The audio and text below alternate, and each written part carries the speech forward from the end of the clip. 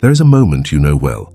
Someone misunderstands you or judges you or gets the wrong impression, and something tightens in your chest. A familiar urgency rises. You open your mouth, or you start typing, and the words begin to pour out. You explain, you clarify, you provide context. You walk them through your reasoning, your intentions, your history, why you did what you did, why you are who you are, why they have it wrong. You lay it all out carefully, sometimes desperately, and you wait. And either they accept the explanation and you feel a brief, shallow relief, or they push back and you explain again, going deeper this time, adding more detail, circling the same territory with increasing anxiety.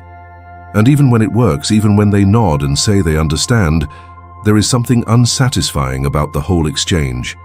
Something that feels like a small defeat you cannot quite name. You have been doing this for a long time. Explaining yourself to parents, to partners, to colleagues, to strangers on the internet. Explaining your choices, your silence, your anger, your absence, your ambition, your failure. You have become extraordinarily skilled at it. You know how to frame things, how to preempt objections, how to soften the parts that might land badly. And still, something does not feel right. Still, there is this nagging sense that all this explaining is costing you something, though you could not say exactly what. What if the cost is not just energy or time? What if the very act of explaining yourself is doing something to your sense of who you are, something subtle and serious that you have not yet fully examined?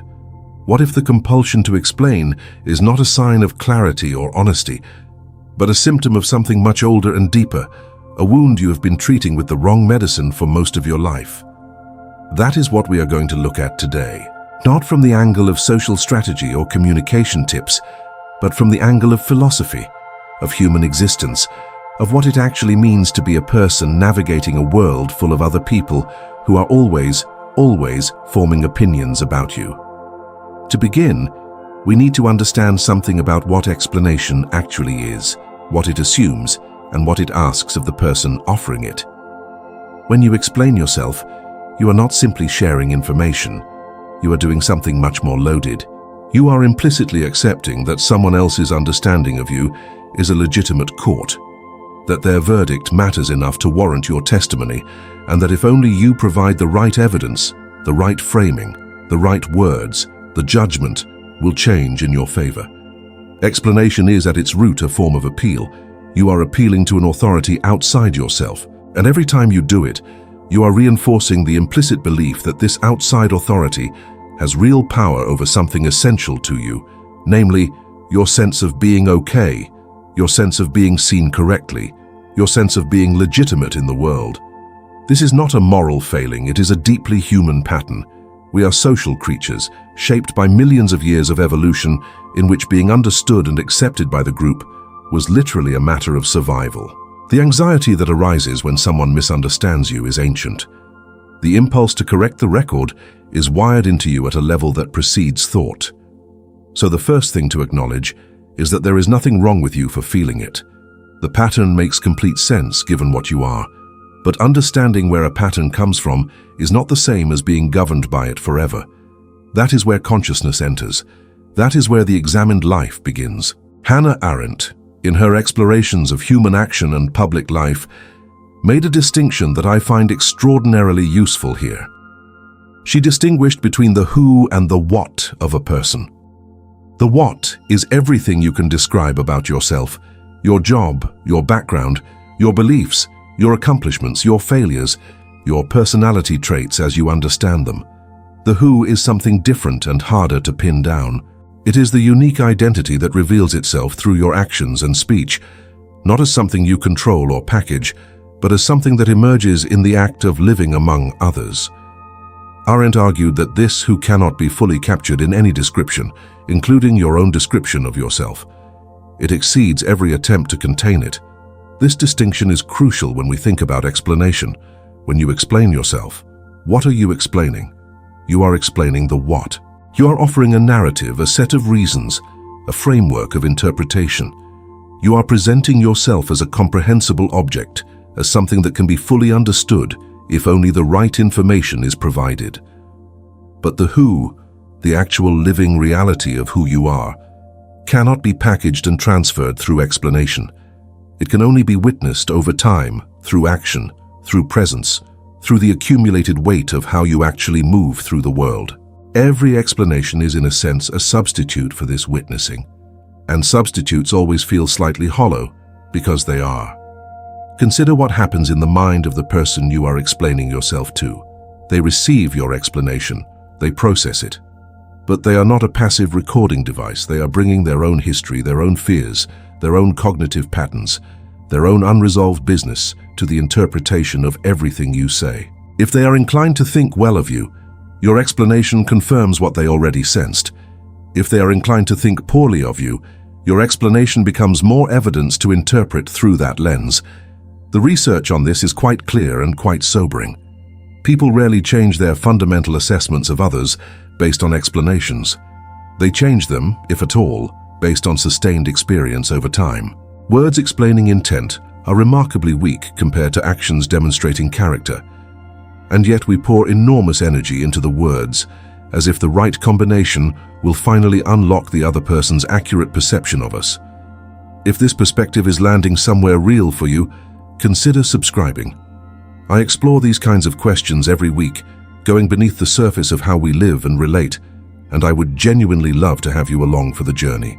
Now here is what I really want you to sit with, because this is the part that tends to shift something when people hear it. The compulsive need to explain yourself is not primarily about the other person. It is about you. It is about an internal relationship you have with your own legitimacy, with your own right to exist as you are without constant justification. When that internal relationship is solid, when you have what we might call a grounded relationship with your own reality, you do not feel the same urgency to convince others of your correctness. You can let misunderstandings stand. You can let people hold incomplete pictures of you. You can even let people think poorly of you without it feeling like an emergency. Not because you do not care about connection or integrity, but because your sense of being real, of being valid, does not depend on their verdict. I know many of you watching this have been carrying something heavy alone. Maybe for years, you have tried to explain yourself to someone who does not seem to hear it. A parent who keeps misreading your motives.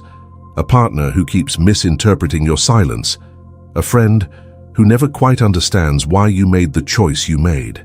And you have kept trying, kept finding new angles, kept adding more context, kept hoping that this time the explanation would finally land. How long have you been in that loop? When did explaining yourself start feeling less like communication and more like a kind of begging? I want you to share in the comments, not because I need engagement, but because someone else watching this right now is sitting with the same exhaustion and they need to know they are not alone in it. And if the words feel too heavy to form right now, just type this: I am tired of explaining. That is enough. Because your willingness to name it out loud does something for the person scrolling through those comments at 2 in the morning, wondering if anyone else understands this particular kind of tired. Let us go deeper into why explaining reveals more than you think it does.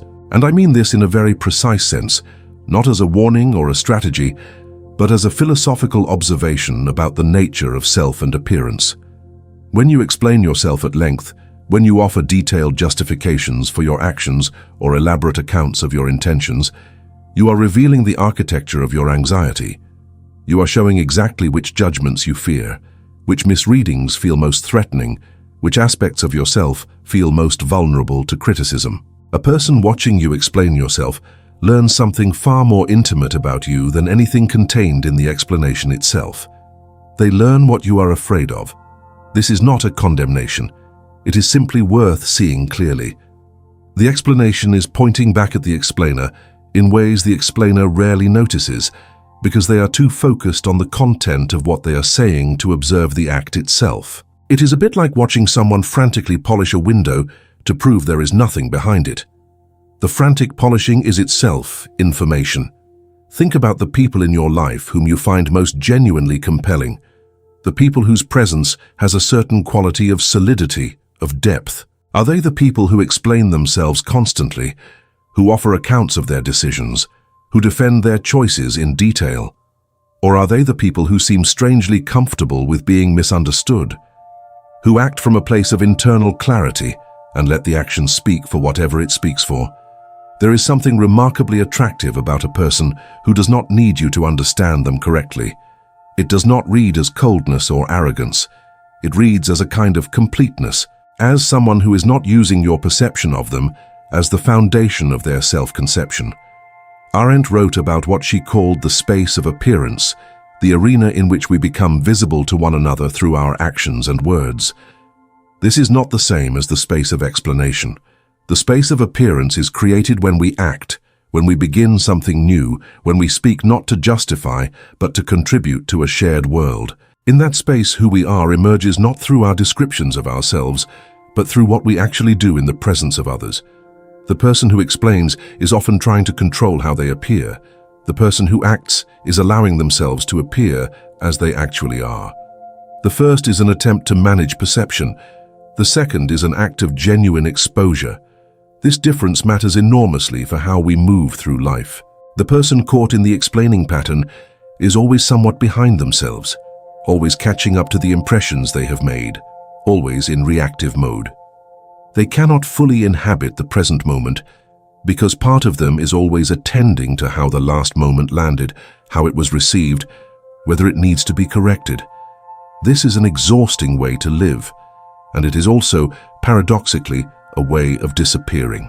Because the more you explain, the more you are presenting an edited, curated, justified version of yourself, rather than actually being present. The explanation is a kind of hiding in plain sight. Now, I want to address something you might be thinking because it is a legitimate question. Surely there are times when explanation is necessary. Surely there are situations where clarifying your intentions genuinely matters, where a misunderstanding has real consequences, where remaining silent would be a kind of abdication. Yes, of course.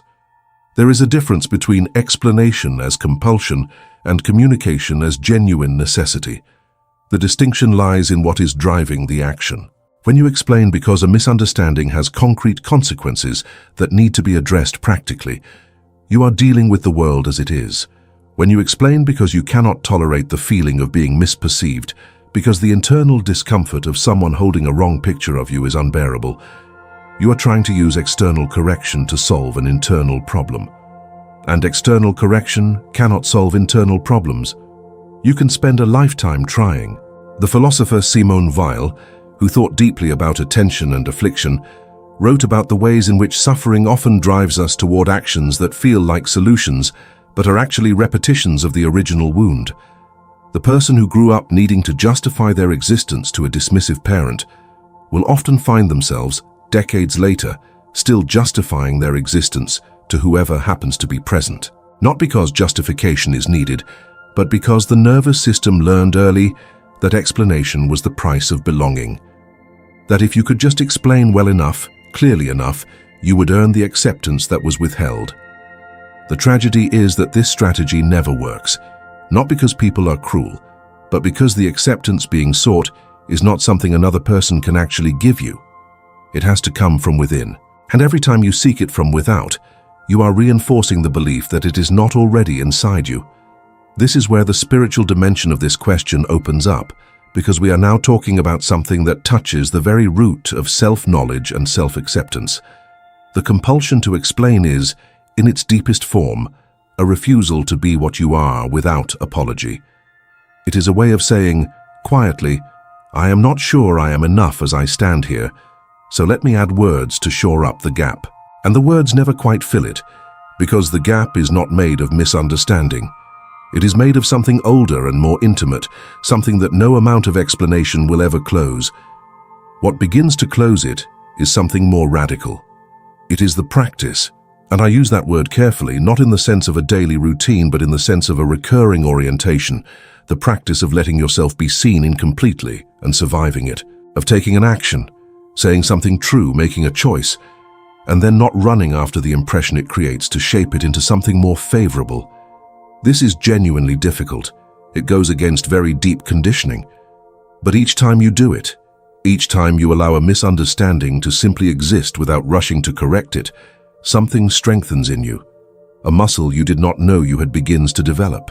The muscle of standing in your own reality without needing someone else to validate it. There is a particular kind of freedom that comes from this, And it is not the freedom of indifference. It is not that you stop caring about others or about how your actions affect them. It is something more subtle.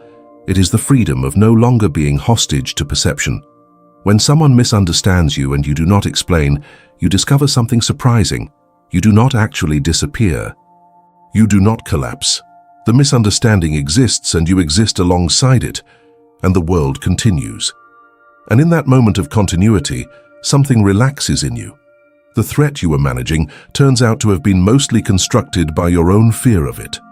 I want to share something about the nature of trust because it is directly relevant here. We often think that explaining ourselves builds trust. We believe that transparency, that thorough accounting of our reasoning and intentions, creates the conditions for others to rely on us. But this has it somewhat backwards. What actually builds trust is consistency over time. It is the accumulated experience of someone doing what they say they will do, of their actions being legible through their patterns rather than their explanations. Explanations can be revised, reframed, updated. Actions leave a more permanent trace. The person who explains lavishly but acts inconsistently creates confusion. The person who says little but acts with integrity creates a quiet, durable form of comprehensibility. Their character becomes readable not through their words about themselves, but through the record they leave in the world.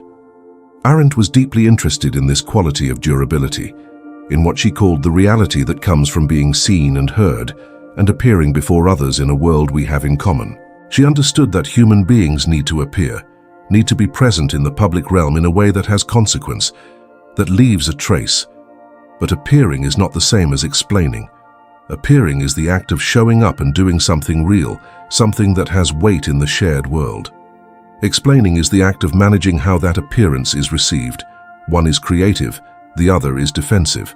One moves outward into the world, the other pulls inward toward self-protection. If what we have been exploring here resonates with something you have been quietly carrying, I want to invite you into this community more fully. Because what you are sitting with is not a simple personality quirk or a minor habit to adjust. It is a fundamental question about where your sense of self rests, and it deserves serious, sustained attention. I make these videos for people who are done with surface answers, who want to understand what is actually happening beneath the behavior, who are willing to sit with uncomfortable questions because they know that is where real change begins. If that is you, please subscribe. Not as a transaction, but as an acknowledgement that this kind of inquiry matters to you and that you want companions on the path. There are many of us here, all wrestling with similar things, all finding that the examined life is harder and more rewarding than we expected. I will be here every week with another thread to pull on, and I would be genuinely honored to have you here. Let me bring this toward the particular revelation I promised at the beginning, the thing that explaining yourself reveals that you may not have realized it was revealing. We have talked about how it shows your anxiety, your fear, the specific places where your self-acceptance is thin. But there is something even more fundamental. The act of constant self-explanation reveals a particular relationship to your own authority. It reveals a belief, often unconscious and almost never examined, that the meaning of your actions belongs to others to determine. That the story of who you are is not yours to write, but theirs to judge. And this belief, once you see it clearly, is one of the most quietly devastating things a person can carry, because it means you have placed the authorship of your own life outside yourself. Think about what it would mean to genuinely author your own life. Not in the grandiose sense of controlling outcomes, which no one can do, but in the more fundamental sense of understanding your actions to have meaning that originates from your own integrity, your own values, your own considered engagement with what matters to you. From that place, other people's interpretations are interesting, but not authoritative. They can be listened to, learned from, but they are not the final word on what your actions mean. You are. And this does not make you closed or defensive. It actually makes you more genuinely open, because you are listening from a place of security rather than fear. You can hear criticism without needing to immediately defend yourself, because you are not using the other person's approval as the load-bearing wall of your self-concept. This shift in authorship is not something you decide to make and then have. It is something that develops gradually, through exactly the kind of practice I described earlier. Each time you resist the urge to explain, each time you let a moment of misunderstanding stand without rushing to fix it, you are practicing the authorship of your own story. You are practicing the experience of your reality, being real independent of anyone else's perception of it. This is deeply uncomfortable at first. We have been trained to believe that consensus is validity, that if enough people see you correctly, you must be okay. But consensus is not validity. Reality is validity. And your experience of yourself, examined honestly and held with integrity, is closer to the truth of who you are than any number of other people's impressions, no matter how confidently held. There is a particular courage required here that tends to be underestimated, the courage to be misunderstood without being destabilized. We celebrate the courage to speak, to act, to stand up. But the courage to remain silent, to allow an incomplete picture to exist, to decline the invitation to justify yourself, this is rarer and in many ways harder. Because it requires trusting yourself more than you trust the other person's ability to see you. And that trust has to be earned, not from them, but from yourself through accumulated experience of your own reliability, your own consistency, your own honesty with yourself about what you are and are not.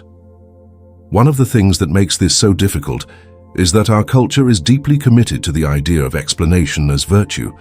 We value transparency. We valorize authenticity as a kind of radical self-disclosure. We are told that if we just share enough, explain enough, be open enough, we will finally be understood. And in being understood, we will finally be connected. But this is a misunderstanding of what genuine connection requires. Real connection does not come from the other person having an accurate cognitive map of your intentions and history. It comes from two people being present with each other in a way that allows something real to pass between them. And that presence is often disrupted, not enabled, by too much explanation. The explanation fills the space where presence could be.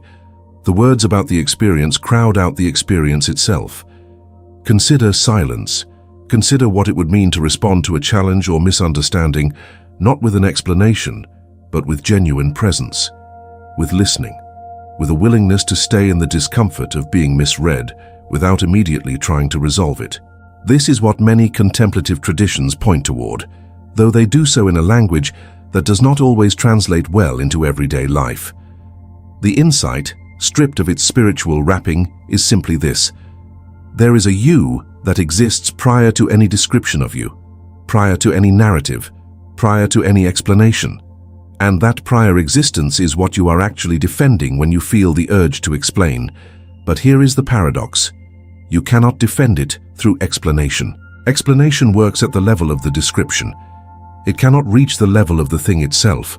To protect what is most real about you, you do not explain it. You inhabit it. You live from it. You let it speak through your actions and your presence and your willingness to simply be what you are regardless of how that is received.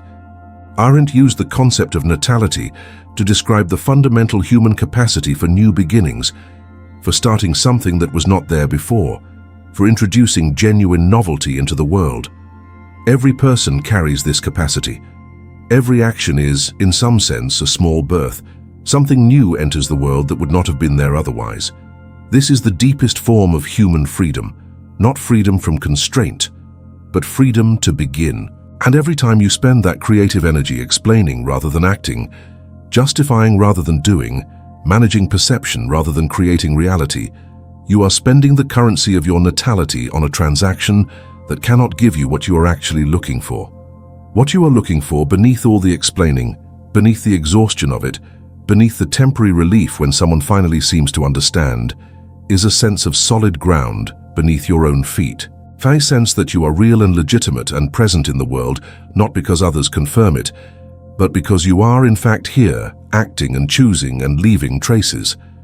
That ground does not come from outside. No amount of successful explanation will provide it. It can only be found in the act of returning again and again to the person you actually are when no one is watching, when no explanation is required, when you are simply you without apology or performance. So let me bring you back to where we began. That moment of tightening in your chest, that familiar urgency to correct the record. What if the next time it arises, you pause just long enough to ask a different question? Not how do I explain this, but why does this misunderstanding feel like a threat? What is the thing you believe will happen if you allow it to stand? What is the worst-case scenario your nervous system is preparing to defend against? Because very often, when you sit with those questions honestly, the worst-case scenario turns out to be something much older and more internal than the immediate situation requires. It turns out to be a fear that has been running in the background for a very long time, waiting for exactly this kind of moment to emerge and demand attention. And the attention it actually needs is not the attention of more explanation. It is the attention of genuine inquiry, the patient, compassionate examination of what it means that you have needed to justify yourself so much, for so long, to so many people. That examination will not give you a formula. It will not tell you exactly when to speak and when to stay silent, but it will do something more valuable. It will begin to shift the ground beneath the question, and as that ground shifts, the urgency that has driven you to explain will begin, gradually, to quiet. Not because you no longer care about being understood, but because you will have found, in yourself, a quality of understanding that does not depend on anyone else's ability to provide it.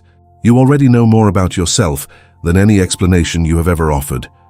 You already carry the reality of who you are in every action, every choice, every moment of genuine presence. The question is not whether others will see it correctly. The question is whether you can trust it enough to let it speak for itself. That trust is built slowly, in the quiet moments when you choose not to explain, when you choose to act rather than account, when you choose presence over performance. It is not built all at once, but it is built. And every time you feel that familiar tightening and choose to breathe instead of speak, you are building it. You are practicing the most demanding and most liberating form of self-knowledge there is. Not the knowledge of what to say about yourself, but the knowledge of who you actually are when the explaining stops.